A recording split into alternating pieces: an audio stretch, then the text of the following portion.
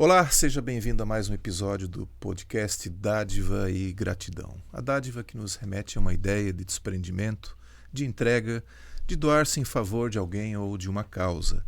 Na ciência, ela é considerada um modelo de ação social, onde são estabelecidas relações de liberdade, de obrigação, de interesse e desinteresse. E é uma explosão de sentimentos como generosidade, espontaneidade, alegria e gratidão. Aqui no podcast nós vamos conhecer organizações e movimentos aqui da nossa cidade e também da região que atuam com alguma causa, sempre visando o bem da coletividade, ainda que muitas dessas ações ocorram de forma individual. Eu vou fazer a minha audiodescrição. Eu sou Loriberto, homem branco, cabelo bem curtinho, olhos claros, um cavanhaque mais ou menos grisalho. Eu estou vestindo hoje uma blusa de moletom na cor cinza.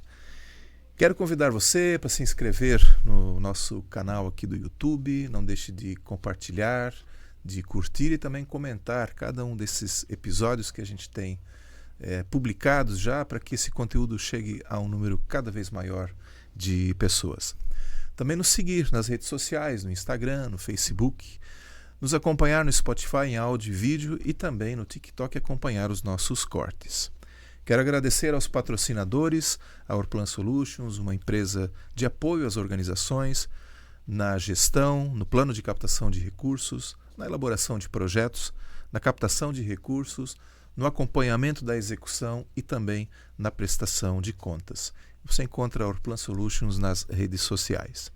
Também a Doar Digital, uma super plataforma para captar doações para a sua organização. É um sistema inteligente, fácil, automático e totalmente digital. Gerencie seus doadores e doações. Você pode receber por Pix, boleto, cartão e depósito de forma automatizada e economizando aí em torno de 80% de tempo nesse processo. Acesse doardigital.com.br e procure pelo Kleber. Também aos nossos apoiadores, Blumenau Social, um site que faz a ponte entre voluntários e organizações de Blumenau. Acesse blumenausocial.org. E também ao Empreenda SC, um movimento de empreendedor para empreendedor. Lá você vai encontrar histórias, momentos e muita inspiração. É uma forma de se comunicar e aprender juntos. Também Empreenda SC você encontra nas redes sociais. Um abraço para o JP e também para o Felipe. E hoje nós vamos gravar aqui, vamos ter o episódio de número 109 com o Instituto Gene. A gente já trocou uma figurinha antes aqui, desde 1996, quando ele nasceu, então já tem aí uma bela caminhada. E para isso eu recebo aqui com muita alegria o professor Udo Schroeder, ele que está presidente do Instituto Gene. Vamos conhecer toda essa trajetória. Tem muita história bacana aí para ele compartilhar conosco. Professor, seja muito bem-vindo. Muito obrigado, Loriberto. Obrigado por me receber aqui. Vou começar a fazer então minha autodescrição aqui, né? Meu nome é Udo Schroeder, eu sou um homem branco, cabelos grisalhos, os que ainda me restam, né? E estão indo embora. Tem olhos castanhos e hoje estou vestindo aqui um paletó azul escuro e uma camisa azul clara. Muito obrigado pelo convite aqui. Que legal, que legal. O Instituto Gene já estava na minha lista aí de ser dos que estavam para ser convidados, né? E, poxa, bastante feliz aí que deu certo e vamos conhecer um pouquinho mais dessa história também. E como eu faço com todas, né? Todas as instituições que passam aqui, a gente quer começar desde o comecinho para entender a origem, né? E obviamente, né, dos projetos atuais e quais são os pensamentos para futuro. Perfeito. 1996 foi a largada, então. Isso começou, na verdade, em 96, como uma iniciativa do Departamento de Sistemas e Computação da FURB, que foi provocado pelo Ministério da Ciência e Tecnologia da época, que tinha como objetivo começar a acelerar a criação de empresas no Brasil de base tecnológica, né? A tecnologia da informação começando a explodir, né, no mundo todo, e no Brasil não foi diferente. Então veio com essa provocação de criar empresas de base tecnológica. E se a gente extrapolar isso, a gente vai ver que esse tipo de projeto mudou, inclusive, o modelo econômico de Blumenau. Quando efetivamente Blumenau começou a botar esse olhar sobre a tecnologia de forma mais forte, né? Só historiando isso um pouco, lembrar que o primeiro computador que veio para Santa Catarina veio para Blumenau. Numa época em que as grandes empresas têxteis aqui faziam todos os seus controles de forma manual, né? Eu sou jurássico daquela época e gosto de falar um pouco disso. O computador veio para Blumenau em 1969. Né? Naquela época eu trabalhava numa empresa, a empresa industrial Garcia, que depois foi adquirida pela Artex, que depois foi adquirida pelo grupo Coteminas, né? Que existe até hoje.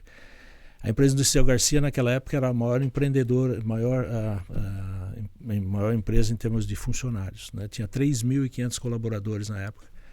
E a gente fazia lá folha de pagamento para 3.500 colaboradores com máquina de escrever e calcular. Né? Você é contador e sabe o que é isso. Né? Imagina fazer uma folha de pagamento para 3.500 funcionários com máquina de escrever e calcular sem computador. Eu me arrisco a dizer que hoje seria impossível. Impossível, né? E depois o pagamento, inclusive, era feito em espécie ainda, né? Naquela época, envelope e tal. E aí essas empresas começaram a perceber que precisavam comprar um computador. E aí eles se cotizaram, todas as empresas aqui do setor têxtil do município, para poder comprar um computador, porque ele é tão caro que cada uma dessas empresas não tinha recurso para comprar um computador. Né? E ali começou a indústria da tecnologia da informação em Blumenau. Né? Eu fiz meu primeiro curso de programação em 1970, então eu estava inserido nesse contexto desde lá. Né? Então, contar um pouco dessa história. E eu sempre gosto de dizer o quanto foi impactante isso aqui para a região, porque naquela época o setor têxtil em Blumenau representava algo em torno de 70% da economia do município, né? E o setor de tecnologia zero. Hoje o setor têxtil representa 34% e o setor da tecnologia já representa 25%. Ou seja, logo a criatura vai engolir o criador. Né? O setor de tecnologia deve passar o têxtil logo. Né? Então, e é muito louco porque tem gente que tem saudade do tempo em que só o têxtil era o topo, vamos dizer assim, né? Mas é mudança de tempo e não tem como fugir disso também, né? Que é natural, né? Isso assim, porque a mão de obra do setor têxtil é uma mão de obra bastante complicada, né? De a gente manter. E essa indústria é migratória mesmo. Então vai para outras regiões onde ainda tem a mão de obra para isso, né? E aí, só para introduzir essa questão tecnológica, e foi isso. Então, em 96 veio esse impulsionamento do governo, né, federal, no sentido da gente desenvolver cada vez mais o setor de TIC aqui na nossa região, né? Aí logo depois, em 2002, né, porque antes era só um projeto dentro da universidade, um projeto de extensão, né? Em 2002, então, ele foi transformado no Instituto Gene, efetivamente. Teve, então, uma característica jurídica, né, alterada para uma associação sem fins lucrativos. E esse foi o começo da incubadora, né? E lá a gente fazia incubação de empresas, né? Para quem não está muito familiarizado com isso, uma incubadora ela serve para você transformar uma ideia em um negócio, né? Criar efetivamente um negócio econômico, né, a partir de uma ideia. E a incubadora ajuda muito nesse sentido porque a gente consegue reduzir um pouco a mortalidade das empresas nos seus primeiros anos. Né? Alguns números do Sebrae falam que algo em torno de 70% das empresas morrem antes dos seus 3 anos. Né? E na maioria dos casos porque começou sem um planejamento, sem uma forma organizada, né, para começar o negócio. E a incubadora faz esses indicadores caírem para baixo de 30%. Né, porque começa bem, começa planejado, né? Começa num negócio que tem alguma possibilidade de sobreviver e assim vai. Né? Então esse foi o início do Instituto Gene. A incubação em si, ela não coloca recursos financeiros, ela coloca à disposição recursos humanos, tecnologia, imagino. Isso, exatamente. Né? Para viabilizar a ideia a surgir. Né? Isso. Então, a incubação, hoje a gente tem uma incubação que a gente chama que é presencial, em que as pessoas que estão desenvolvendo negócio vão para dentro hoje do Centro de Inovação, a gente vai falar um pouco disso depois, mas ela pode ser também virtual. O camarada pode continuar na sua garagem em casa, desenvolvendo a ideia, e a gente entra com toda a mentoria e todo o assessoramento para que ele comece isso de forma adequada. Então, começando a discutir o produto, depois a gente discute como vender esse produto, como administrar isso, como comprar, como vender e assim por dentro, ou seja, toda essa assessoria para que ele comece efetivamente bem estruturado, né? Mas a gente não aporta recurso para o próprio Instituto. O que a gente pode fazer, e ajudando bastante nesse sentido, é que ajudá-los a captar recursos de alguma forma. E aí tem muitos incentivos também, muitas premiações, as empresas que melhor trabalham suas ideias acabam sendo premiadas e recebendo recursos aí para acelerar seu negócio, né? Que bacana. E nesse período todo, tem uma ideia de números? Nós pela incubadora já passaram mais de 250 ideias que foram trabalhadas lá.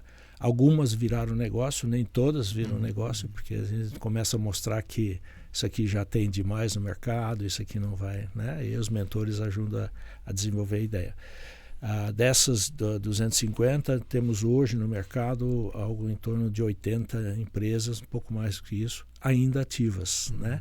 Que muitas delas foram vendidas, outras foram incorporadas e assim vai, né? E algumas também morreram depois desse prazo, né? Mas temos lá alguns projetos muito interessantes aí que estão gerando hoje no mercado aí uns impostos interessantes para o setor público, né? E daí também vem a contrapartida do setor público nos ajudando a desenvolver essas empresas. O interesse, né? Claro, imagina. Se tem essa possibilidade de fazer com que elas se mantenham vivas, né? Óbvio que para o público vai ter o retorno também, né? O setor certamente que mais recebe, né, o troco disso, dos investimentos que são feitos nessa incubadora, é justamente essa geração econômica, né, que vai impulsionar a economia do município e da região, né? Então esse foi o início da história do Instituto Gene, né? E aí no início da década passada, em 2011, o governo do estado de Santa Catarina iniciou um projeto muito interessante, que foi a criação da Rede Catarinense de Centros de Inovação, né? E por que eu falo isso? Porque o Instituto Gene foi a entidade que nós preparamos para ser então a gestora do Centro de Inovação Blumenau. Então hoje nós temos na Rede Catarinense, nós temos 15 centros de inovação, dos quais 13 estão em operação e 2 ainda em fase de finalização da construção, né? Então esse foi um projeto que iniciou lá em 2011, com a ideia do governo do estado de transformar Santa Catarina num estado de excelência em inovação. E isso tem acontecido de forma bastante interessante, né? Hoje Santa Catarina tem uma economia extremamente diversificada, né? E a inovação tem sido esse fator motivador, o acelerador desse processo, né? Nós somos no Brasil o segundo estado mais inovador, só ficamos atrás de São Paulo. São Paulo tudo acontece, né? 1/3 do país está lá, mas a gente consegue ser aqui o segundo estado mais inovador da União, né? Graças a esse incentivo, esse impulsionamento que foi dado lá por um projeto que começou como um projeto na época, um projeto de governo, e hoje já é uma política de Estado, né? O Estado de Santa Catarina está sendo efetivamente impulsionado com esses projetos, né? E a riqueza que a gente tem nisso é muito grande. Nós temos que lembrar que as questões, apesar de Santa Catarina ser um estado que se destaca tanto na economia nacional, as nossas condições geográficas aqui não são das melhores, né? Nós temos um estado aqui com uma geografia bastante complicada. Na nossa região aqui no Vale do Itajaí, né, nós temos um rio no meio e um monte de barrancos do lado, né? Assim, e o quanto é difícil ter, com uma geografia dessa, poder se desenvolver como a gente se desenvolve, né? Isso é graças certamente a essa nossa motivação por buscar sempre vencer desafios cada vez mais fortes, né? Então a economia a gente transforma desta forma. E aí nós temos também agora no Instituto Gene um olhar muito carinhoso com as questões sociais, né? Que no Brasil todo existe um mito aí dizendo que Santa Catarina é um estado que tudo está resolvido, está tudo legal, tal. Economicamente nós podemos estar bem, mas socialmente nós temos muitos problemas para serem olhados também, né? E nesse sentido a gente tem olhado dentro do Instituto não só para o desenvolvimento econômico, mas também para o desenvolvimento social, né? E olhando esse eixo também com bastante carinho. Que legal. O senhor comentou sobre a questão da economia, né? A diversidade que nós temos em Santa Catarina. E praticamente por trás de tudo roda inovação e tecnologia. Isso. A gente tem que fazer aqui, inclusive, uma distinção, né? Porque muitos ainda confundem inovação com tecnologia, né? Nós temos que lembrar que a tecnologia da informação não é uma atividade fim, ela é uma atividade meio, né? A gente não consegue viver consumindo programas, né? Mas aliás, o nosso próprio podcast aqui roda por trás a tecnologia, né? Que é o meio para que a gente consiga levar, né, essa informação à população de uma forma geral, né? Então, assim, a inovação, no nosso caso, no Centro de Inovação Blumenau, a gente tem inovação multissetorial. E a tecnologia da informação, ela é transversal a todos esses, a inovação em cada um dos setores, né? E no município de Blumenau nós temos isso bem planejado quando a gente fala como a gente quer desenvolver o nosso município. A Prefeitura de Blumenau, através do SEBRAE, fez aqui um projeto chamado PEDEM, né, que é o Planejamento Estratégico de Desenvolvimento Econômico do município, onde foram elencados os principais eixos que a gente quer, que o município quer desenvolver, né? Então hoje nós temos 6 eixos de desenvolvimento, né? O primeiro um deles é o TIC, outro é o setor têxtil e moda, né? O terceiro é eletrometal mecânico, o quarto é a saúde, o quinto é o turismo e o comércio de forma geral, e o sexto é a economia criativa, né? Então esses são os 6 eixos que foram definidos como prioritários para o desenvolvimento do município, né? E aí tem alguns números bastante interessantes que eu não conhecia até recentemente, mas por que a gente elegeu o eletrometal mecânico como um dos eixos, né, de desenvolvimento do município? Porque nós temos uns números muito interessantes aqui, né? Eu acabei descobrindo há pouco que 70% de todos os transformadores de energia elétrica que são consumidos no Brasil são fabricados em Blumenau. 70%, né? Através de 3 empresas, que é a WEG Transformadores, né? A Hitachi, que adquiriu recentemente a ABB, que é outra fábrica de transformadores, e a Blue Trafos. Ou seja, 3 empresas aqui produzem 70% de todos os transformadores elétricos do país, né? E a gente não enxerga isso normalmente no dia a dia, né? Algo em torno de 70% das bicicletas são fabricadas em Blumenau, né? Através de 2 empresas aí também, uma delas é a Nator, né? E outra é a Mormai, que trabalha com essa marca aqui. Então são números assim que a gente não conhece normalmente, né? Mas estamos aqui gerando... Normalmente não eu até estou surpreso com esses percentuais. Isso. Que a gente realmente não conhece. Não conhece. Não é divulgado. Ou se divulga, isso acaba ficando muito restrito, né? Isso, né? Então, assim, olha o quanto isso certamente impulsiona a nossa economia aqui, né? Da mesma forma que a saúde, né? O Blumenau é referência em transplantes, uma série de outras áreas aqui. O têxtil, que ainda continua sendo muito relevante. O TIC, né? Que agora Blumenau é referência, né? Não só no estado, como no Brasil e no mundo hoje, né? Como tem grandes fábricas de software aqui e a maioria delas atraídas para Blumenau em função da qualidade da mão de obra. Esse é o grande diferencial que traz com que as grandes empresas, que nem a Philips, T-System e assim por diante, mais recentemente Serasa Experience, que trouxe para cá suas fábricas de software, né, pela qualidade de mão de obra, né? E isso foi sempre uma preocupação do governo municipal também incentivar essa formação, né? Lembrar que o primeiro curso superior na área de tecnologia também foi da FURB aqui em Blumenau, ou seja, a economia foi sendo transformada pela mão de obra. Aliás, é uma questão, uma característica da cidade, né? Ser pioneira em várias frentes aí, né?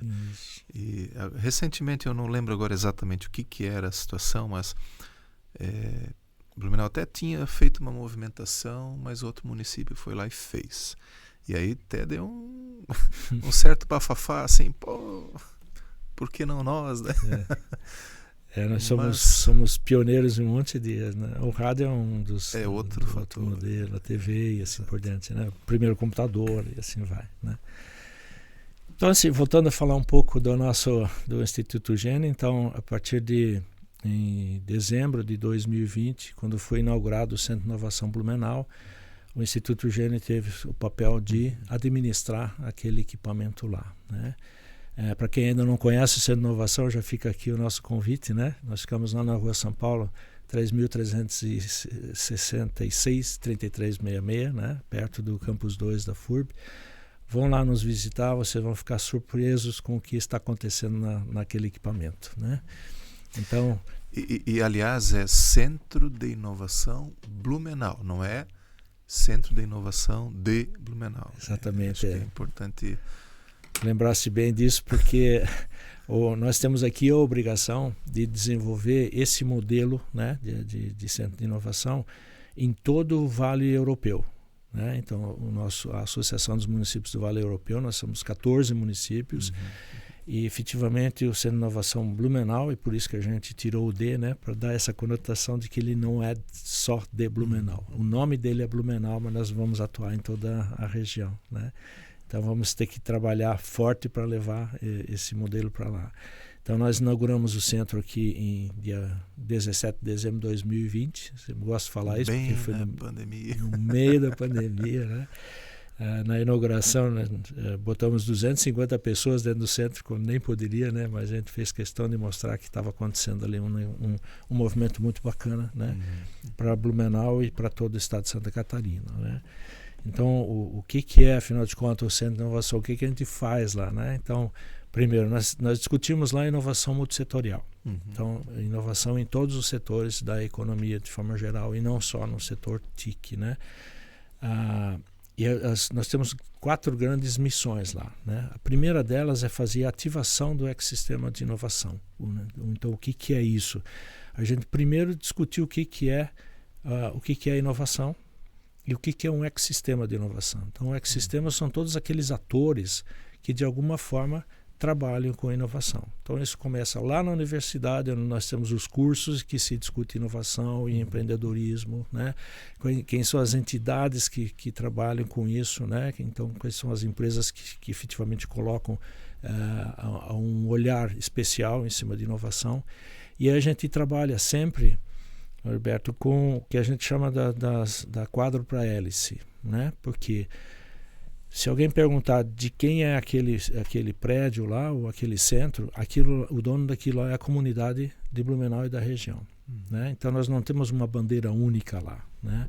Apesar dele estar dentro do campus 2 da FURB, perto das engenharias, mas ele não pertence só à FURB, né? Então nós temos lá, assim, representado, inclusive na gestão do Instituto Gene, nós temos representantes das 4 hélices. O primeiro delas, eu já citei, é o setor da academia. Não dá para fazer inovação sem ter pesquisador, sem ter estudos a respeito disso, né? Então, a academia está conosco. E aí nós temos representados lá 6 instituições que trabalham de alguma forma com pesquisa, extensão e ensino, né? Que é a própria FURB, o campo da UFSC de Blumenau, os 2 institutos técnicos que nós temos aqui, que é o IFC e o IFSC, né? Instituto Federal de Santa Catarina e o Catarinense, e temos também o Senai-Senac, do Sistema S, né? Então eles participam da gestão do que acontece lá, né? Representando a academia. Depois nós precisamos do setor público sendo representado lá. E aí nós temos a Prefeitura de Blumenau, temos a própria ANVI, que é a Associação dos Municípios aqui, e temos a Secretaria de Ciência e Tecnologia do Governo do Estado, representando lá o setor público, né? Então temos a academia e o setor público. Depois nós temos representado o setor privado lá, aí pelas nossas associações, né? Então nós temos a CIB lá, nós temos a própria AMP, né? Que é das pequenas empresas, representando o setor privado. E temos também uma terceira hélice, que é o setor da sociedade organizada. né? Então o terceiro setor que está lá representando a sociedade como um todo e principalmente para nos ajudar a fazer os projetos na área social, né? Porque os outros 3 setores estão muito voltados para a questão econômica, né? E a sociedade é organizada aí através das suas associações lá, representando a sociedade como um todo, né? Então, a partir desse conjunto aí, a gente começa a ativar o ecossistema, né? Então, o que está sendo feito, né? Eu sempre gosto de citar aqui que as instituições de ensino, muitas delas têm o que eles chamam de núcleo de inovação tecnológica, né? Que é para gerar tecnologia nova e levar essa tecnologia para o mercado, né? Que são os chamados NITs. Então, as universidades precisam ter isso obrigatoriamente para acessar recurso federal e assim vai. Então, nós temos o NIT da FURB, nós temos o NIT da UFSC, a nossa associação empresarial, a CIB, tem um núcleo de inovação lá e assim vai. Ou seja, nós temos 6 núcleos de inovação aqui em Blumenau. Todos eles fazendo projetos maravilhosos, mas todos eles de forma isolada. Né? Então, o que acontece? Cada um fazendo lá seus projetos e o nosso trabalho de ativação do ecossistema é trazer esses núcleos, né, para a mesma mesa e vão discutir de forma conjunta os nossos projetos. Né? Cada um vai continuar fazendo o seu, mas de forma conjunta, né? E aí vem o grande slogan do associativismo, cooperativismo, né? Que juntos somos muito mais fortes. É isso que a gente tem que fazer nessa ativação então do ecossistema. Então a nossa primeira grande missão é essa lá. Depois é criar cultura de inovação e empreendedorismo, né? Assim, botar um olhar no dia a dia do que é inovação. A gente sempre brinca dizendo que no nosso dia a dia 90% do que a gente faz no piloto automático. A gente acorda todo dia da mesma forma, levanta da cama, vai para o seu trabalho e assim por diante, ou seja, faz todas as atividades 90% sempre da mesma maneira, né? Sem inovar, não é mesmo? E aí a gente reclama que as coisas não melhoram, né? Não mudam. E as coisas só vão mudar se nós mudarmos, se nós inovarmos, se a gente pensar de forma diferente, né? Fora da nossa caixinha do dia a dia, fora da bolha nossa do dia a dia. Então, inovar é isso.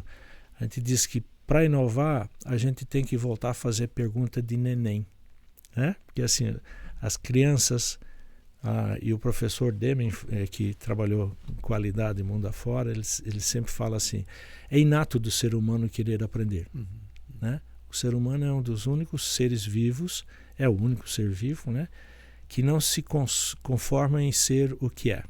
Ele sempre quer fazer alguma coisa diferente, né? Não se conforma nisso.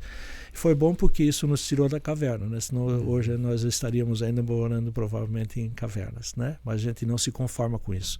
A gente sempre quer mudar, E a gente, para inovar, a gente tem que começar a fazer isso de forma científica, fazendo a pergunta de neném. Por que eu continuo fazendo as coisas dessa forma? Não tem forma melhor para fazer isso, né? Então isso a gente deveria fazer sempre em todas as nossas atividades, né? Isso faz com que a gente evolua, né? E esse é o nosso grande desafio lá, fazer com que a comunidade, né, o ecossistema como um todo, volte a fazer essas perguntas de neném, né? Não tem outra forma de fazer isso melhor e aí a gente inova, né? Então esse é o nosso desafio em termos de testa, erra, testa, funciona. Opa. Exato.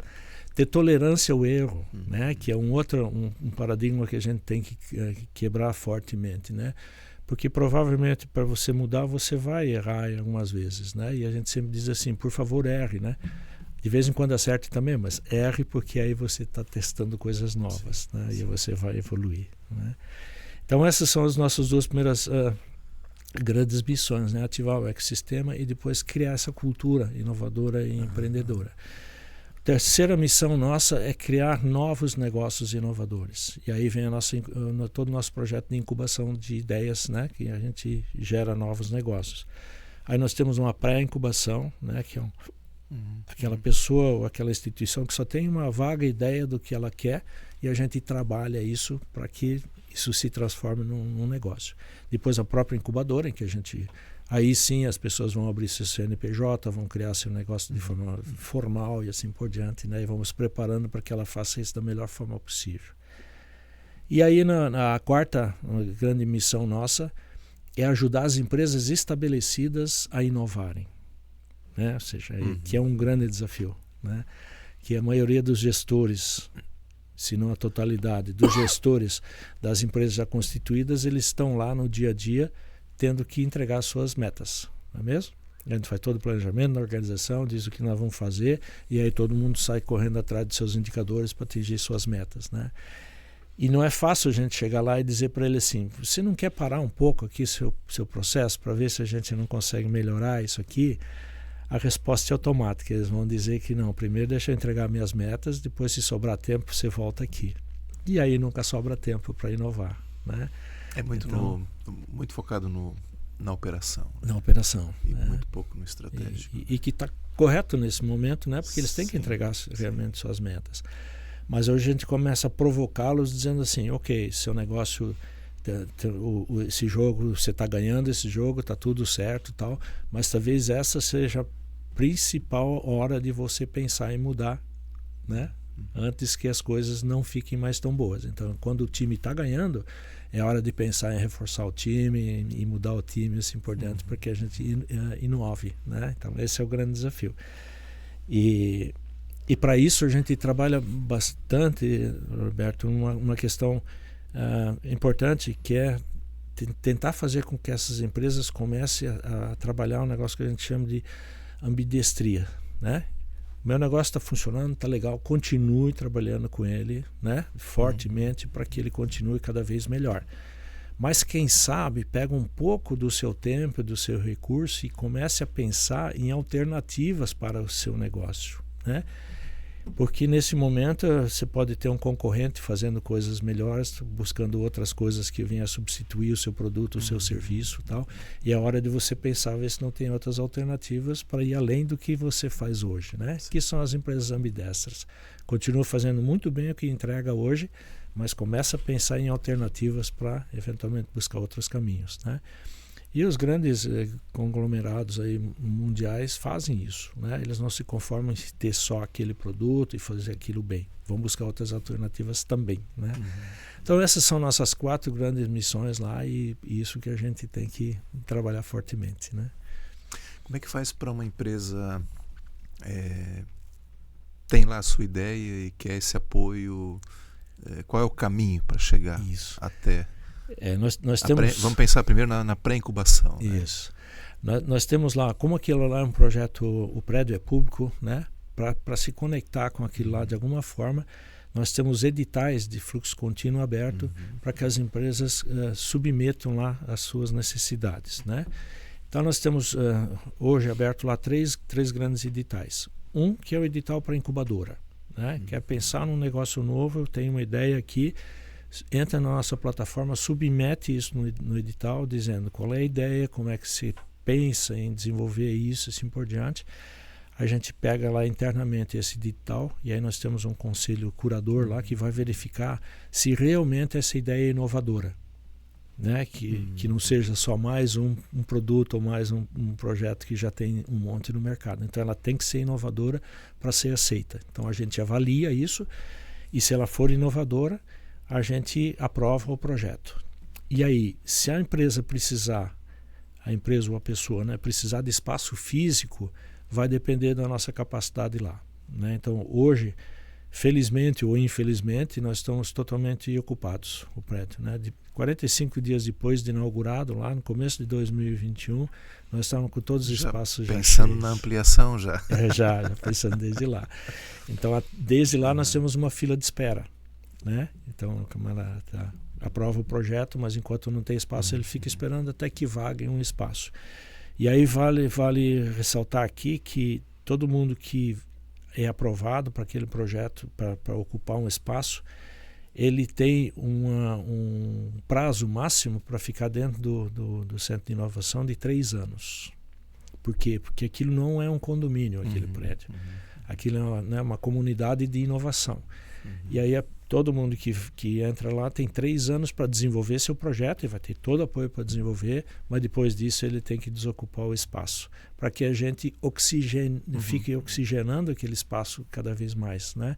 Porque é um espaço de inovação e não um condomínio. Então vai lá, desenvolve o seu projeto, e a gente sempre diz que essa pressão do tempo é boa, porque ninguém se acomoda lá, porque sabe que tem 3 anos para usufruir daquilo, depois disso vai ter que ir embora, né? Então eles aceleram o seu desenvolvimento e isso é bom inclusive para eles, né? Que tem essa... o primeiro ciclo de 3 anos está encerrando agora, né? Encerrando, Final de 2024 agora. Isso. 21 e 2... Foi, né? 23, Foi, né? E teve, assim, as que saíram antes do prazo? Sim, nós temos aí entra alguns... naquela dos sei lá, 30% que permanecem e 70% que... Isso, né? Assim, porque a gente não tem só incubadora também, nós temos 2 outros editais que são para empresas já constituídas e que querem ir lá e discutir inovação, eventualmente criar uma spin-off, coisa nesse sentido. E temos outros também de pesquisa, desenvolvimento e inovação, em que o cara nem tem ideia, mas ele tem um problema e vai lá pesquisar uma solução para aqueles problemas. Então são as 3 linhas para se conectar, né? E aí o que acontece? Tem algumas que saem muito rapidamente, né? Nós tivemos um case lá, que posso citar o nome dela aqui, que é a Paytrack, né? Paytrack tem uma solução de administração de despesas de viagem para as organizações. Eles foram para o Centro de Inovação logo depois de inaugurado, com 34 colaboradores. 1 ano e meio depois eles estavam com 170 colaboradores. E aí lá no centro. Nossa. E aí não cabia mais, né? Não era para esse tamanho de projeto, né? Então é assim, então ela 1 ano e meio já estava fora, né? E tem outras também, tem algumas que não dão certo, tem outras que aceleram um pouco mais e vão embora logo. Então, e aí vai rodando agora. Então a maioria das empresas, nós ainda temos lá uma meia dúzia de projetos que já estão passando, porque esses 3 anos também não é 3 anos contadinho, né? Assim, às vezes vai até 4, então tem uma flexibilidade nesse sentido. Mas elas vão rodar agora já. Então, assim, uns 60% das empresas que já rodaram lá durante esse período, né? E vai rodando. Para quem não é assim acostumado aos termos, né? O senhor só explica para nós o que é uma spin-off. Spin-off é quando você tem uma empresa, né, e dentro da sua empresa um departamento ou uma determinada ideia é desenvolvida e a partir dali se cria uma nova empresa, né? Posso até citar um exemplo aqui que eu acompanhei, que aconteceu com a Plasvale, né, que é uma empresa de plástico injetado que faz produtos de utilidade doméstica, que nasceu dentro da linha Círculo em Gaspar. A linha Círculo faz linhas, né, para crochê, e principalmente crochê, mas também tricô, e eles precisavam ter um tubetezinho de plástico ou um cone, dependendo do tipo de linha, né? E aí ela tinha uma injetora lá dentro da Círculo que fazia esses cones, esses tubetes. Só que isso não é a atividade fim da Círculo. A atividade fim da Círculo ela é uma grande fiação que faz fios, né, e linhas. Aí eles olharam para aquela injetora e onde é que está a tecnologia de plástico injetado? Está no molde, na verdade, né? Com uma injetora você pode injetar qualquer tipo de plástico conformado, né? E eles resolveram pegar aquelas máquinas, comprar mais algumas outras e criar a Plasvale para fazer produtos domésticos, né, injetados.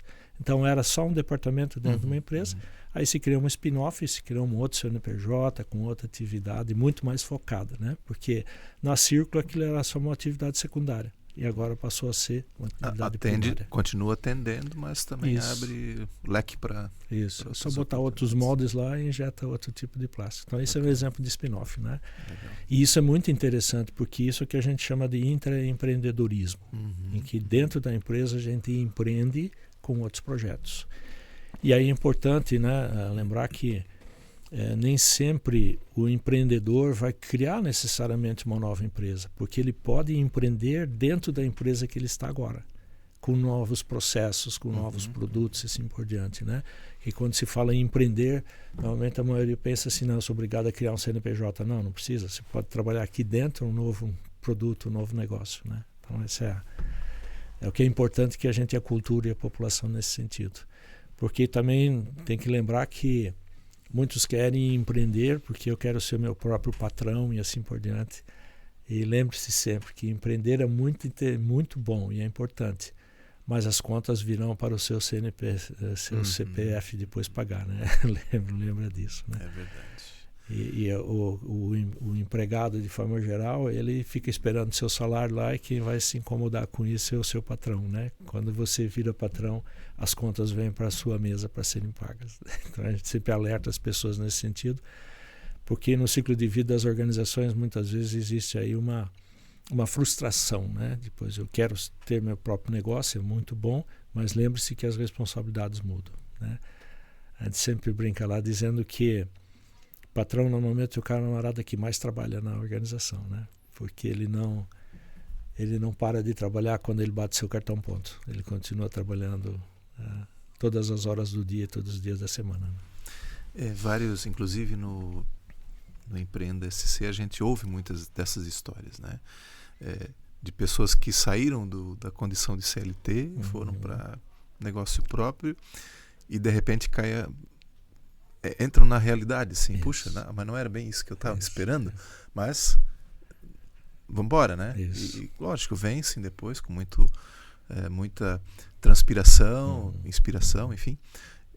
Mas é essa questão, que às vezes vai com uma ideia que, não, agora que eu sou dono do negócio, está tudo bem, tudo calmo, tudo tranquilo. E na verdade não é assim.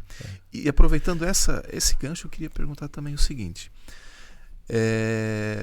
existe restrição de idade para quem quer buscar o Centro de Inovação, o Instituto Gene, para buscar orientação, buscar uma incubação? Não, nós não temos nenhuma restrição lá, né? Nem de ser muito jovem, nem de ser muito idoso, né? Então, muito pelo contrário, né? A gente trabalha isso em todas as idades.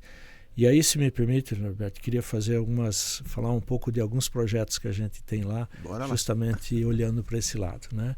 Que uma das grandes preocupações que a gente tem, assim, de olhar essa questão das diversas gerações, né?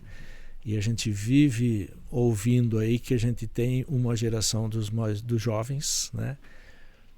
Que grande parte da população critica, né? Dizendo que é uma geração frágil, de cristal, que não sabe o valor das coisas, né? Nós temos os adolescentes de 30 anos que não querem sair de casa e assim por diante, ou seja, né? Aquela geração neném, que não quer nem estudar, não quer nem trabalhar, e assim vai, né? Nós temos N interpretações a respeito disso. E lá, a primeira pergunta que a gente faz, assim, quando alguém critica essa geração nova que está vindo aí, dizendo que ela não serve, a primeira pergunta que eu faço sempre é assim: quem criou essa geração que está aí? Não fomos nós que criamos essa geração? Então a pergunta correta deveria ser assim: se é que eles não são bons como a gente gostaria, onde é que nós erramos? Né? Se é que eles estão errados, né? Ou será que não é só a nossa visão a respeito da percepção dessa galera que está aí, né? Então essa é a geração nova que está vindo aí, que temos que ter um olhar especial para eles, né? E do outro lado da pirâmide da idade nós temos os idosos. A maioria deles se aposentando em torno dos 65 anos, não é mesmo? Com expectativa de vida passando de 80. E o que esses idosos estão fazendo com todos esses anos que lhe restam aí, né? E aumentando cada vez mais, né? E aí as preocupações aqui são bem fortes, porque se a gente der uma olhada no histórico de saúde, principalmente mental, desses idosos, a gente vê que tem números muito ruins por aí, né? Nesse sentido. E aí a gente quer trabalhar isso de alguma forma, né? Porque assim, aquele idoso que se aposenta aos 65 anos, primeira coisa que ele perde é seu sobrenome, não é mesmo? Eu já fui conhecido como Udo da FURB, né? Então, quando alguém perguntava assim: você conhece o Udo Schroeder? Diz que Udo Schroeder, tal, né? Até que alguém dizia assim: o Udo da FURB. Ah, o Udo da FURB eu conheço, né? Já foi meu professor, já sei lá, né? Então, você lembra pela empresa que a gente trabalhava. Quando a gente se aposenta, a gente perde isso. E ao se aposentar, a gente também se afasta de um grande número de amigos nossos, que grande parte normalmente do nosso círculo de amigos são dos profissionais que trabalham conosco na mesma empresa, no mesmo negócio, né? Então a gente vai se afastando desse grupo. A gente não é mais chamado para as reuniões, a gente não é mais chamado para as festinhas, assim por diante. E esses seres humanos vão se isolando cada vez mais, né? E aí começa toda essa falta que essas pessoas têm de compromissos, né? De desafios.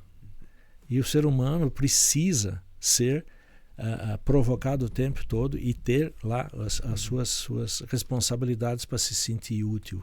E quando a gente não tem mais isso, a gente relaxa e muitos deles literalmente sentam e ficam esperando a morte chegar. É triste assim, né? Vão se isolando tal, e vão ficando cada vez mais tristes, cada vez se sentindo menos útil, né, para a sociedade, e isso não é bom para o ser humano, né?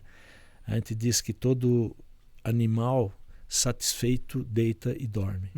Então nós não podemos nos sentir satisfeitos e relaxarmos. Nós temos que ser provocados o tempo inteiro para que a gente tenha desafios e a gente tenha sentido para a nossa vida, né? Então, esses dois lados aí da pirâmide das idades a gente está olhando hoje com muito carinho. E aí a gente tem alguns programas aí, alguns projetos bem interessantes para trazer de novo atividade para esses idosos e entendermos cada vez mais esses jovens, né? Porque esses jovens que estão vindo aí, eles já nasceram na era digital, né? E a maioria dos que criticam, eles nasceram numa era analógica que nem computador tínhamos e assim por diante. E a sociedade mudou muito a partir da metade do século passado, né?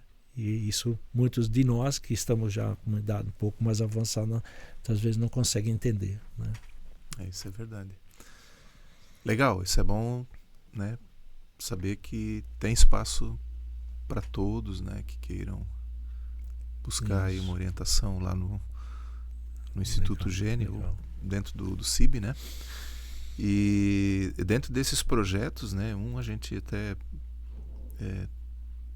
participou aqui no último episódio, que foi o de Guru para Guri, que é um projeto muito bacana, onde se busca essa conexão, né, entre as gerações, né? Exatamente. E fora isso, o que mais assim já tem de pensamento com relação a ampliar esse projeto também? Isso, né? Em relação aos idosos, nós temos também um outro projeto que a gente chama de letramento, né, digital, que muitas das pessoas ainda não sabem usar bem a tecnologia, e hoje a tecnologia ajuda muito, né, inclusive a esses idosos. Não, né, sabem porque muitos têm medo de que vou deletar alguma coisa aí. Exatamente. Então isso a gente fala hoje, né, porque o Instituto Gênio já fez, desde do ano 2000, fez projeto de inclusão de idosos, né, ensinando eles a utilizar, né, o celular, a utilizar os computadores, assim por diante, ou seja, ir para a era digital de alguma forma. Então isso ainda em alguns casos necessário hoje, mas a maioria dos idosos hoje já sabe usar as ferramentas básicas. O que está acontecendo hoje com essa questão da invasão dos hackers e assim por diante, eles estão ficando com medo de utilizar a tecnologia, principalmente quando fala em bancos e coisas nesse sentido, né? Preocupados aí em não ser de alguma forma prejudicados. Então a gente tem esse letramento hoje para mostrar para eles, né, as ferramentas que podem ajudar ele a não passar por esse tipo de trote ou coisas nesse sentido, né? Porque aí nós temos que lembrar também, por exemplo, a utilização de serviços bancários. Nós temos muitos idosos que preferem ir para o banco, principalmente para conversar com alguém, ou estar efetivamente, né, ativo lá fora. E outros continuem no banco físico por medo de utilizar a tecnologia. Então tem esses dois grupos aí que a gente ajuda também de alguma forma a trazer um pouco mais de segurança, né, para que eles tenham. Isso agora é curiosidade só. Mas eu lembro uma recente conversa com uma pessoa que é ligada ao sistema financeiro, dos bancos tradicionais, vamos dizer assim. Vamos tirar as cooperativas, que daí tem a relação ainda é diferente. Mas do sistema tradicional, dos bancos tradicionais, onde você faz tudo ali na entrada, onde estão os caixas eletrônicos. E aí eu um relato assim, a pessoa disse: puxa, aqueles atendentes, eles não têm paciência com a gente. Verdade. E que tem a ver com essa questão do letramento, né? Ok, mesmo que vai fazer o físico, né, o presencial ali, mas ainda tem essa questão de geração que, né, poxa, tem que ter uma conversa diferente ali no meio, né? E eu achei isso interessante, daí dentro dessa fala do letramento também, né? Isso, de certa forma, procura nivelar esse conhecimento de gerações, né? Quer dizer, eu acho que ainda temos muitas coisas ainda para serem discutidas no âmbito, porque somos seres humanos, né? Sujeitos a N fatores aí também. Mas só me chamou a atenção porque realmente tem... quem vai no banco, o idoso que vai ao banco para buscar conversa, às vezes ele sai frustrado porque a pessoa quer logo, né, se ver livre, não, porque a fila está grande, enfim, aquelas coisas que a gente vê. Fecha o parênteses, né? Isso aí tem uma, se me permite, na Holanda, o varejo, né, os supermercados, fez uma guinada nisso, porque nesses supermercados, nos países mais desenvolvidos, hoje o autoatendimento é tudo, né? Então as pessoas vão lá, se servem, eles mesmos pagam, vão embora, não precisa de nenhum atendente lá que os receba. E isso começou a ter uma pressão muito forte dos idosos, pedindo para que os caixas físicos voltassem. Assim, para quê? Para que eles pudessem ter com quem conversar. E aí lá eles têm que ter essa paciência também, porque aí o idoso chega lá na hora de ser atendido, tem uma fila lá atrás e ele vai ficar lá 15 minutos batendo papo e a fila reclama. Mas eles fizeram isso para atrair de novo esse público idoso. Lembrando que a quantidade de idosos está aumentando muito mais que os jovens. Então tem que talvez repensar essa modernização, automação dos processos, né? Levando em consideração o ser humano e não só o processo como um todo, né? Que legal. Vamos lá, o que mais nós temos de... Tem uma novidade aí também, que é o escritório de projetos, né? Isso, Isso é focado agora especificamente para você, organização social, né, que está aí nos acompanhando e acompanha o podcast também. Esse é um dos assuntos que a gente vem se preocupando já há muito tempo. A gente sempre fala que recursos não faltam. O que falta são bons projetos, né? E isso é uma realidade, né? E a gente se conhece essa área também e sabe o quanto tem de recurso lá que muitas vezes as empresas ou as pessoas não querem acessar. Primeiro, porque desconhecem como acessar eventualmente. O medo de eventualmente executar um projeto depois mal executado, ter que devolver o dinheiro, ter problema com a prestação de conta e assim por diante. Então tem todas essas questões aí. E agora, por uma provocação do governo do estado de Santa Catarina, eles querem fazer o desenvolvimento a partir da criação de uma Secretaria de Ciência, Tecnologia e Inovação que foi implementada no ano passado, né? Falamos que Santa Catarina é um estado muito inovador, mas nós não tínhamos uma secretaria específica para Ciência, Tecnologia e Inovação. E a partir do governo atual foi criado logo no começo essa nova secretaria. No começo tivemos alguns problemas para caminhar, porque secretaria nova, sem orçamento, isso a gente já conhece, né? Mas a partir desse ano isso está começando a vir fortemente, assim.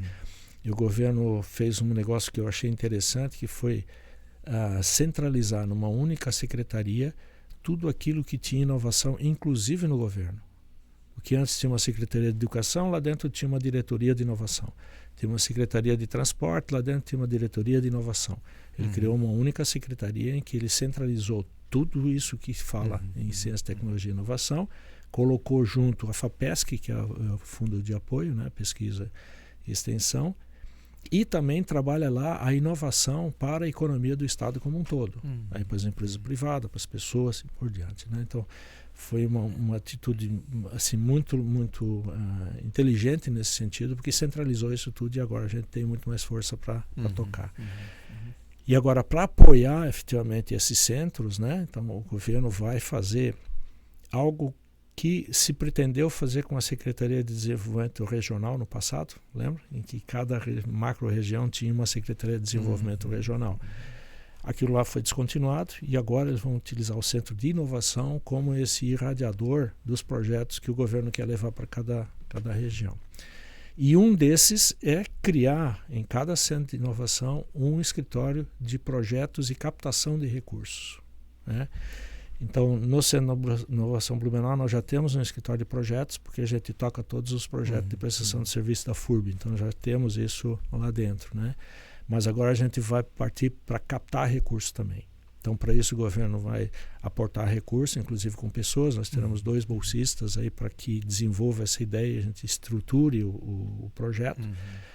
E em 2 anos nós temos que ser autossuficiente nisso. Então, esse escritório vai ter que ser sustentável por si só. E aí fazendo projetos de captação, tanto para o centro, para os projetos que a gente tem lá com os nossos residentes lá, como para toda a comunidade. Então a gente vai ter lá uma estrutura que vai poder apoiar qualquer pessoa ou instituição que queira acessar qualquer tipo de recurso, né? Seja recurso público, privado, nacional, internacional, não importa, né? A gente vai atuar em todas as ofertas que existem aí, né? E aí, a gente quer trabalhar com esse escritório de 2 formas. Uma que a gente chama de forma reativa, que é assim: você tem lá um projeto e não tem o recurso. Então vai lá no centro, né? Nós temos um serviço lá chamado One Stop Shop, que é um ponto de conexão, leva esse projeto lá e nós vamos verificar pelo radar de editais que existe onde tem recurso que possa apoiar teu projeto, né? Então isso de forma reativa.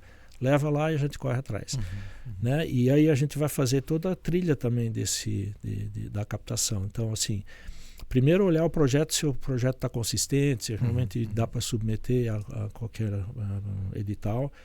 Depois, se você precisar de ajuda para submissão, a gente ajuda a escrever o projeto. Se precisar ajuda na execução, a gente ajuda a executar e também vai prestar contas lá no final, então de forma reativa.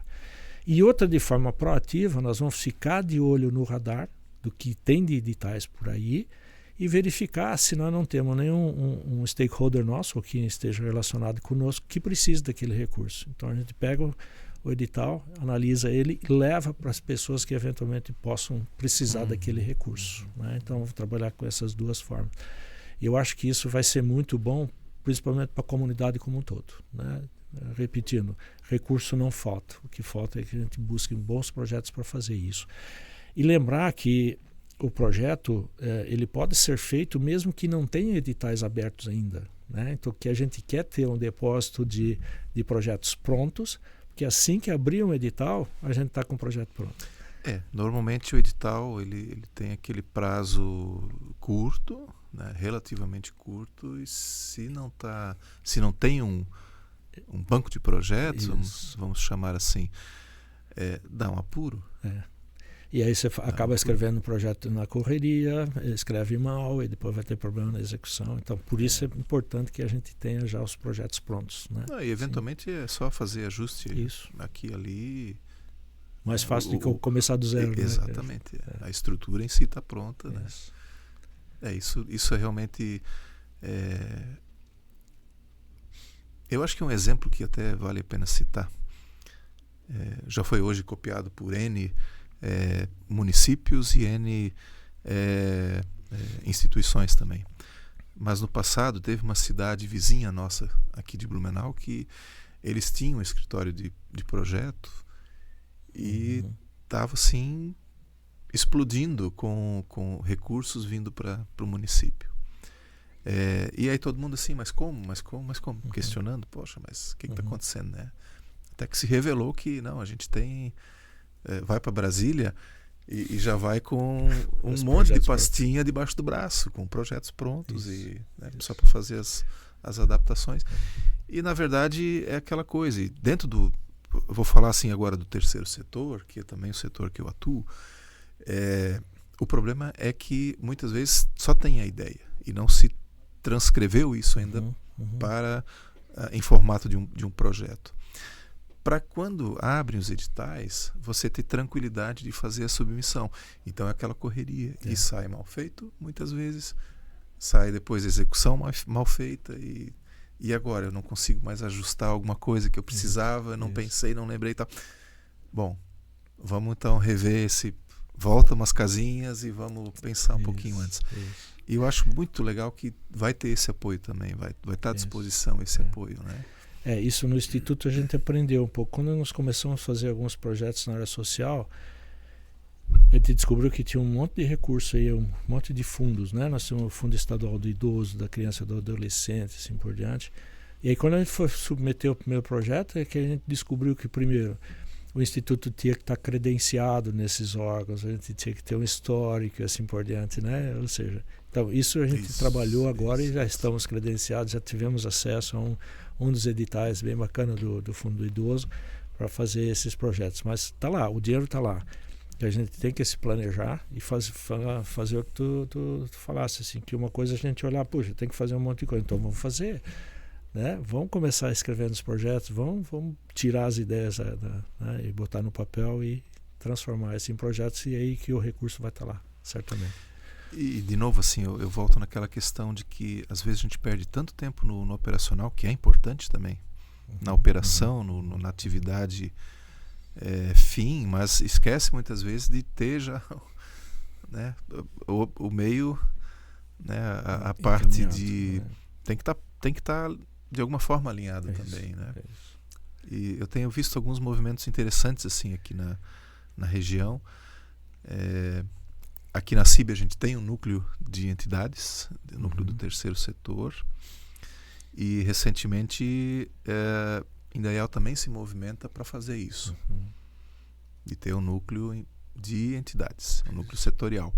Isso é muito bom, porque fortalece o setor e, de alguma forma, já vou assim fazer o convite para que o CIB se coloque, ou o Instituto Gene, pelo menos, se aproxime também desses núcleos, ou o contrário, né, que tenha essa troca, né, porque vai fortalecer todo esse ecossistema que a gente sabe que, por vezes, como não é um setor que não produz riqueza, digamos, com venda de produtos, ou depende muito do recurso vindo externo, né? Quanto mais se trabalhar de forma conjunta, também você vai alcançar resultados melhores, né? Aliás, tem uma coisa que depois eu vou compartilhar essa pesquisa também. Saiu uma pesquisa relacionada ao tamanho do terceiro setor no Brasil. E é impressionante os números quando a gente tem conhecimento deles. Ele responde por 4,2% do PIB nacional. Só as entidades todas. É um setor de respeito. A gente não conhecia isso. Muito. Né? Então, assim, vamos dar uma atenção para essa turma que ela precisa, né? Bom, o convite já está aceito. Certamente a gente vai conectar lá com essas entidades, o que a gente está fazendo também com outros, né? Lembra quando eu falei da quadro para a hélice? É isso que nós temos que fazer, né? Porque a gente sempre diz, o setor público tenta fazer seu papel, mas normalmente é um papel assistencialista, né? E que faz parte, precisa ter realmente, né? Muitas pessoas precisam dessa ajuda de alguma forma do setor público. Mas se a gente trouxer o setor privado junto, se a gente trouxer a academia também, né? E todos pensando e fazendo os projetos, certamente sairão projetos muito mais robustos, né? E muito mais fortes. A FURB está terminando agora também uma pesquisa aqui dos idosos no município, né? Entendendo um pouco a característica dos idosos, o que tem e tal. E aí a gente vai ter lá uma riqueza de dados lá para poder trabalhar e descobrir onde é que estão as dores desse setor, né? Bem pontual, porque uma questão também que eu vejo muitas vezes é uma pesquisa que tem uma amplitude nacional. Que ela não vai refletir necessariamente a minha realidade local. Isso. Né? Dadas a gente vai ter uma ideia da média nacional, mas aqui é muito mais forte, né? A gente vai atuar aqui. Exatamente. E é uma questão em projetos que a gente bate muito assim, tá? Eu preciso trazer qual é a realidade que eu quero causar impacto, né? E às vezes a gente não tem essa informação. Essa pesquisa está sendo tocada pelo professor Fábio Matos, né? Que ele é gerontólogo, ele fez o doutorado dele na área dos idosos. Então, vai ser muito bom esse material para trabalhar lá. E é um setor, uma categoria, talvez assim, que se tem pouca informação. Se for, a gente antes estava conversando sobre criança e adolescente, tem N estudos, N dados, né? Até pela questão de a própria educação e a saúde, que precisam ter essas informações mais atualizadas, vamos dizer assim, né? Você consegue buscar mais informações. Agora o idoso já vai O idoso está se desconectando, escanteando. então deixa ele lá. E os jovens não, os jovens nós podemos trabalhar, prepará-los para a vida, né? Então, e o idoso já estamos descartando. Isso aqui é verdade, né? Triste assim. Quais são os planos futuros aí pro... Então, nós temos um dos grandes problemas que nós temos hoje é a nossa falta de espaço, né? Então, nós temos 42 projetos sendo executados lá simultaneamente, né? E o espaço lá ficou pequeno para a gente, né? Então, esse é um desafio que a gente vai correr atrás, buscando recurso, inclusive, né? Porque nós poderíamos trazer investidores lá também, mas se trazer investidor, nós vamos ter que pagar esse investidor. E aí não sobra tanto recurso para os projetos que a gente precisa apoiar. Então a gente quer buscar também recurso a fundo perdido para a gente poder ter mais espaço no modelo que nós temos hoje, né? Lembrando que para quem está lá dentro, a gente cobra uma taxa de locação do espaço que eles usam, mas que é 1/3 do valor de mercado aqui do Blumenau, porque a gente quer incentivar para que os recursos deles sejam aplicados nos projetos deles, e não a gente ganhar com um aluguel. Então, e quando a gente busca um investidor, certamente ele tem outro objetivo do que um projeto que nem esse, que é um projeto mais social do que, né, econômico, né? Assim. Então, esse é um dos primeiros grandes projetos, né? E aí nós temos que lembrar que nós temos aí, a gente não vai ter tempo de entrar num detalhe aqui, mas nós temos lá 10 funções para serem executadas e 59 subfunções, né, em todo o projeto. Existe um guia de implantação do Centro de Inovação do Estado, que foi desenvolvido pela UFSC e a Secretaria de Desenvolvimento do Estado, e isso vai ser implantado nesses 15 centros. Então a gente trabalha em rede e tal, cada um fazendo exatamente aquilo que está no nosso guia. Mas daquilo que tem lá, a gente até agora deve ter executado uns 20% daquilo que tem lá. Então tem muita coisa para ser tocada ainda, né? Então, em todas essas funções. E claro que a gente não vai executar tudo, porque cada região também vai se especializar em alguma coisa, né? Por exemplo, como a gente está em rede, quando chega aqui em Blumenau, para o Centro de Inovação Blumenau, uma demanda, por exemplo, do setor do agronegócio, a gente nem atende ele aqui, a gente conecta direto com Chapecó, que isso é a expertise deles lá, estão anos-luz à nossa frente nesse sentido, então atende por lá. E vice-versa, né? Quando lá quando surge alguma demanda, por exemplo, da saúde, eles mandam para Blumenau, porque a gente sabe que aqui a gente está trabalhando fortemente isso. Então, essa é toda a riqueza. Então, fazer essa articulação toda, né? Além do espaço físico, é buscar inovar sempre também, né? Tudo isso que a gente já está executando. Muitos desses projetos a gente starta, começa a executar, ajuda alguém a começar a executar, e aí essas pessoas vão executar isso, né? A gente não é o Instituto Gênio que vai executar tudo, né? Temos o projeto de Guru para Guri, por exemplo, que foi desenvolvido por uma embaixadora nossa lá em Indaial, e ela toca o projeto, né? Então a gente só apoia e fica tocando, né? E aí o outro desafio que nós estamos trabalhando forte, citei agora o embaixador, né? Porque nós temos que levar esse projeto para todos os municípios da ANVI. E como a gente está fazendo isso? Ao invés de a gente simplesmente ir lá em cada município e implementar isso lá, nós estamos primeiro criando uma massa crítica de pessoas do próprio município que vai fazer vai desenvolver o centro de inovação deles no seu município, né? E isso a gente aprendeu de alguma forma com o que aconteceu com as universidades. Deixa eu explicar um pouco. Quando só tinha universidade na capital, todo o pessoal do interior do estado que queria se desenvolver de alguma forma, aquela massa crítica mesmo que quer evoluir, o que fazia? Tinha que ir morar na capital durante esse tempo, passa lá estudando 3, 4, 5 anos, e quando termina o seu curso, na maioria dos casos ficava no local, né? Com a FURB não foi diferente. A FURB foi a primeira universidade do interior do estado, e aí todos essas pessoas que moravam nos municípios do entorno, né, que os municípios que a gente agora quer levar ao centro de inovação, o que acontecia? Eles vinham para Blumenau, estudavam e via de regra ficava aqui. Eu sou um exemplo disso. Já é um exemplo, né? Tá vendo? Então, olha o que estava acontecendo. A gente estava, na verdade, empobrecendo culturalmente todas essas populações dos municípios do interior, né? do entorno aqui, né? E aí depois a gente fica reclamando que eles não desenvolvem. Claro, a gente está tirando de lá o principal recurso, que são as pessoas que querem evoluir, né? Querem se desenvolver. Então, com o centro a gente não quer fazer isso. Então, o que nós fizemos foi nomear lá embaixadores, né, um trabalho voluntário agora, né, que aquelas pessoas, não, eu quero discutir inovação aqui em Dr. Pedrinho, por exemplo.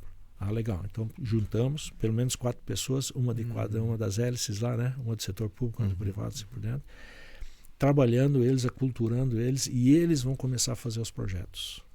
Né? Então, isso já tem, nós temos em alguns municípios já bem avançados. Timbó é um exemplo clássico disso, eles já estão lá à frente, já fizemos todo o planejamento do ecossistema, já definimos que eixos a gente vai trabalhar mais fortemente e assim vai, né? E desenvolvendo isso em todos os municípios, né? E aí aconteceu isso. Em Indaial nós tínhamos a Malvina, que era a nossa embaixadora lá no local, estava nesse grupo de pessoas.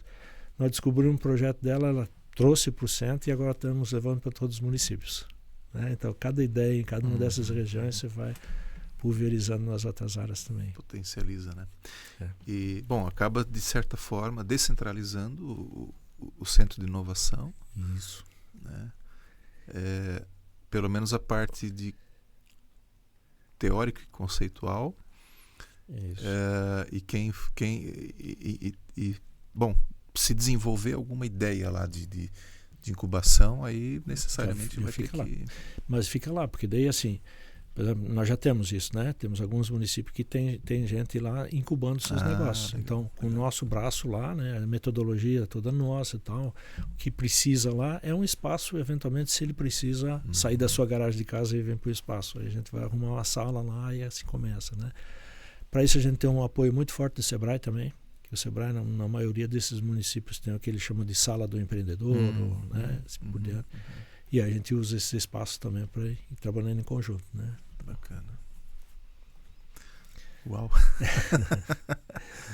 Bastante coisa para fazer, né? E buscando... eu falei um pouco do One Stop Shop, né? O que é um One Stop Shop? É um ponto de conexão, né? Então, assim, qualquer pessoa ou instituição que tenha algum problema para resolver, vai lá no One Stop Shop, né? Que é o local em que a gente vai pegar esse problema e tentar conectar isso com quem tem a solução. Né? Então esse é o grande desafio. E isso também serve para derrubar um pouco os muros invisíveis das universidades. Porque nas universidades tem muita pesquisa boa sendo feita e tal, mas onde fica essa pesquisa? Né? Normalmente fica lá dentro da universidade. Vai para a biblioteca. E a comunidade nem sabe e assim por diante. Sim, né? Sim. Então lá é um ponto também da gente fazer toda essa socialização de todas essas ideias, desses conhecimentos novos, né? E onde a gente recebe os problemas.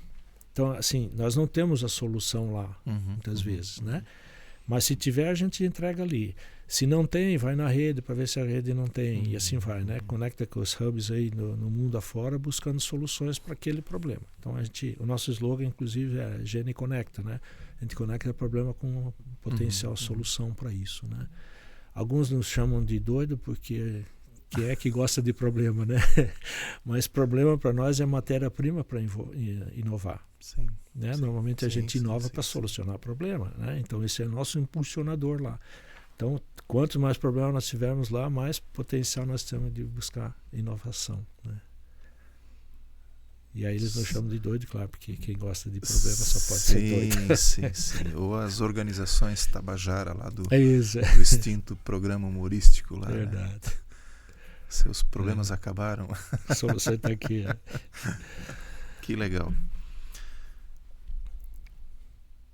Estamos chegando, acho que, para o encerramento, assim, professor. Eu queria de novo agradecer demais, assim, né, por essa aula, né, porque eu acho que eu aprendi coisas que eu também não, apesar de ler muito e ver muito e escutar muito, mas sempre alguma coisa nova a gente fica sabendo, descobre, aprende, né?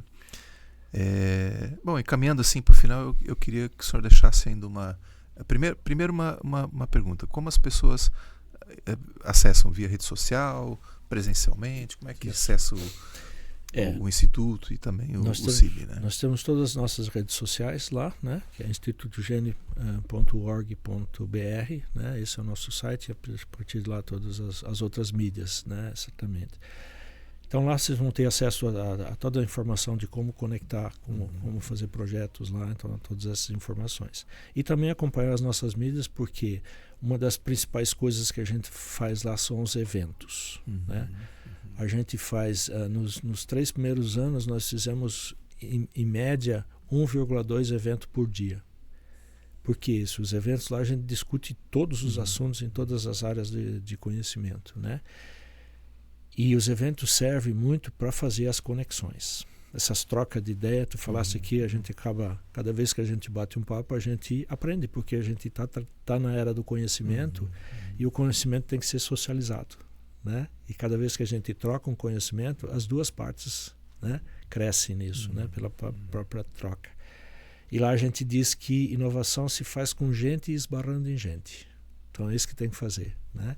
Então nós temos todos os eventos lá que acontecem, que são eventos desde formação tradicional, com cursos e assim por diante, até happy hour, né? E que daí entra bastante legal, um pouquinho de chopp, um pouquinho de vinho, um pouquinho, né, de álcool, para ativar também os neurônios, eles se soltam um pouco mais, né? E a gente troca bastante experiência nesses eventos lá, né? E temos também aí, lá no centro, o que a gente chama de uma visita guiada, em que, como eu falei, nós temos 42 projetos lá dentro, e todos esses projetos lá são uma vitrine. Na verdade, eu brinco dizendo que eles estão em exposição permanente, que todo dia nós temos visitas guiadas lá. Então, nessas visitas, a gente pode ser individual ou em grupo, a gente visita todas as instalações físicas para entender um pouco da energia que tem lá dentro. Que lá tem projetos dos mais diversos possíveis, né? E todos eles ali discutindo no dia a dia e tal. Então a visita dá essa vitrine lá para a gente entender o que está lá, e lá se tira muitas ideias, quem vai visitar disso lá. E depois a gente mostra o projeto também, o que está por trás disso, o que a gente vai fazer, como é que faz o que faz uma incubadora, o que faz um projeto de pesquisa e desenvolvimento e assim por diante, né? Então a gente mostra a metodologia que está por lá e de que forma as pessoas podem acessar isso, né? Então estão convidados para ir lá nos visitar, é só dar um toque lá, a gente organiza essas visitas, né? É bom avisar antes, porque daí a gente organiza aqui, são 6 agentes de inovação que nós temos lá dentro nos ajudando nesses trabalhos para receber o pessoal e atualizar do que acontece no centro, né? E em toda a rede catarinense de centros, né? A gente deixa na descrição desse vídeo depois tem o telefone os links, lá também, né? né? O telefone, tudo. Legal. E eu vou pedir para o senhor deixar um recado aí, uma mensagem aí para quem nos acompanhou até aqui nesse momento. Né? Eu queria dizer que esse projeto efetivamente da Rede Catarinense de Inovação é um negócio ímpar no mundo, né? Assim, nós fomos buscar lá fora as ideias do que está acontecendo em todo o mundo em termos de inovação, e lembrar que inovação não é só uma palavra de ordem agora da moda, né? Isso é a base para a gente sobreviver, né? E assim, eu estou lendo agora, que é uma referência aqui, o Elon Musk, né? Na biografia dele, que alguém escreveu para ele, ele diz que o grande desafio dele é fazer com que nós terráqueos sejamos multiplanetários. Ele parte do princípio de que o ser humano tem que ir ocupar outros espaços em outros planetas, porque mesmo que a gente destrua o nosso planeta aqui, a gente tem espaço no outro lado, né? Então, isso é uma visão de futuro que extrapola qualquer outro tipo de visão, né? Você imagina, a gente chamaria ele de louco, né? É louco, E precisa ser, todos gênios são, né? Assim, um pouco disso. Mas né? Então, a inovação passa a ser essa palavra de ordem. E lembrar que inovação não é só para grandes empresas. Inovação não é só tecnologia. A gente pode inovar em todos os setores, né? E para todo quanto é tipo de negócio. Nós tivemos essa semana a oportunidade de trabalhar, semana passada, né? Hoje é segunda, tivemos a oportunidade de trabalhar na quinta-feira lá em Benedito Novo, onde nós pegamos 3 empresários, um de Benedito Novo, um de Rodeio e um de Presidente Getúlio, e botamos Dr. Peredin, desculpa. Botamos 3 empresários que começaram. Um deles é o rei do morango, que começou comprando e vendendo morango e hoje é o maior distribuidor de morango do Brasil. Um senhor com o seu filho, plantando morango lá e comprando e vendendo morango para o Brasil todo, né? Assim, uma senhora que tem na área de turismo, ela começou produzindo pães e vendendo pães, e hoje em média eles só trabalham sábado e domingo, mas no domingo eles fazem mais de 500 refeições com os fornozinhos lá fazendo os marrecos, tal, assim, uma empreendedora desse nível, né? E temos um outro lá que faz roupa para ciclista, né, os uniformes para ciclista, porque começou a andar de bicicleta, achou isso legal e alguém provocou ele para ele fazer uma camisa e vende isso, inclusive para a Itália, né, que é o local de referência de ciclismo no mundo, né? Então, assim, inovação e empreendedorismo é para qualquer tipo de pessoa e qualquer tipo de empreendimento, né? E não só os grandes, como a gente tem a ilusão. Esse negócio de inovação aí, isso não é para mim, isso é para os grandes. E não é assim, né? Pode ser para todos. E para isso tem um edital também aberto agora, né? Aberto. Sempre os editais estão abertos em fluxo contínuo para ajudar em qualquer uma das áreas, né? Assim, se precisar estar lá, pode estar lá. Se não, com os nossos treinamentos assim por diante, ajudamos qualquer tipo de negócio. Né? Que legal. Agradecer mais uma vez, e antes de a gente encerrar, eu sempre deixo também uma pequena lembrancinha que legal. desse momento. Um mousepad aí para lembrar que tivemos esse bate-papo, essa conversa, e eu imagino que vai ser o primeiro, a gente vai ter que fazer daqui a pouco mais um, até porque com tanta ideia e trabalhos que virão pela frente ainda, daqui a pouco a gente vai ter que renovar o episódio para conseguirmos atualizar também as informações, né, relacionadas ao Instituto. Legal. Obrigado pelo convite, isso aqui é importantíssimo para nós, né? Assim, muita gratidão por isso. E conte conosco, né? O que vocês precisarem de lá, né? Em termos de tudo quanto é tipo de apoio que precisar aqui. E vamos te mandar as atualizações também do que está acontecendo lá. Legal. Principalmente nesses projetos sociais aqui. Quando esse escritório estiver sendo estruturado, a gente tem que sentar e conversar também. Temos bastante expertise nessa área. Né? E já temos lá agora uma pessoa dedicada a isso, que é uma advogada, Eliza, não sei se tu conhece ela, né? Eliza, um amor de pessoa lá. E aí vamos ter mais 2 pessoas. Inclusive, devemos lançar essa semana um edital para contratar esses bolsistas, que serão 2 bolsas de R$5.500, não é uma bolsa, é bom porque isso vem líquido na conta do bolsista, não tem desconto de imposto nenhum em cima disso, né, tal. E é uma bolsa para 1 ano mais um, provavelmente 2 anos, né, para formar esse time. Depois eles vão ser contratados por nós, né. Então, se tu conheceres alguém que tem um perfil disso, já ajuda bastante, né, se já tiver algum conhecimento. Né? Com certeza. Então, o edital está sendo publicado agora.